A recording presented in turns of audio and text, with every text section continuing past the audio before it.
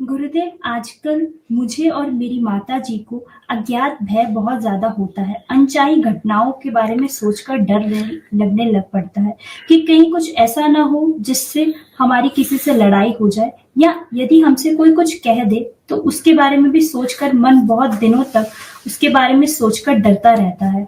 इस सब चीज़ों से मैं और मेरी माताजी कैसे खुद को बचा सकते हैं? देखिए, भय होता है किसी ऐसे विशेष विचार के प्रति जिस विचार के अनुरूप हम अपने जीवन को जीना चाहते हैं या जी रहे हैं ऐसा बताना चाहते हैं। जब उससे अतिरिक्त, उससे पृथक, उससे अलग तरह की परिस्थितियां या सिचुएशंस हमारी लाइफ में आ जाती हैं, उसको मैनेज करने में जो परिस्थितियां निर्मित होती हैं उससे भय उत्पन्न होता है। और लोभ और लाभ की दृष्टि भी भय को पैदा करती है, अगर आध्यात्मिकता इन चीजों से ऊपर उठाती है।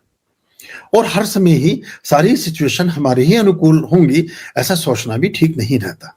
कभी कभी हमें प्रतिकूल परिस्थितियों के लिए भी स्वयं को तत्पर और उद्यत रखना चाहिए, क्योंकि सदा सर्वदा एक जैसा अनुकूल वातावरण कभी भी किसी को भी नहीं मिलता है और ना मिल सकता है, क्योंकि पूरे जीवन में 5-6 ग्रहों की दशाएं आदान प्रदान करती हैं, कई बार और भी ज्यादा और कई बार कुछ कम।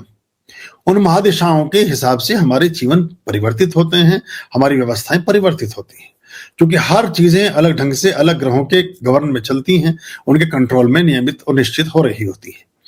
इसलिए सदा सर्वदा किसी भी व्यक्ति का जीवन कभी भी एक जैसा नहीं रहा है। इस दुनिया में ऐसा हो ही नहीं सकता कोई आदमी, बल्कि जितना ज्यादा अद्वितीय आदमी होगा, जितना ज्यादा प्रोग्रेसिव होगा, जितना ज्यादा रिच और कामयाब और सफलतम व्यक्ति होगा, वो उतना ही ज्यादा अनिश्चितता से भरा होगा।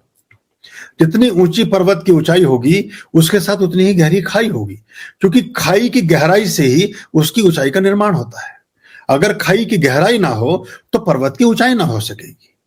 तो देखने में तो लगता है कि हमने पर्वत की ऊंचाई चढ़ी, लेकिन हमने खाई की गहराई की तरफ अपना एक खतरनाक कदम भी बढ़ाया। अगर उलझ गए तो खाई में जाएंगे सीधे। अगर एक मंजिल चढ़े होते तो एक मंजिल से गिरते, लेकिन चढ़ 100 मंजिल गए तो 100 मंजिल से गिरेंगे। तो ये हमें ध्यान में रखेंगे तो चीजें समझने में आसानी होती है और बेहतर हो जाता है। खुश रहिए।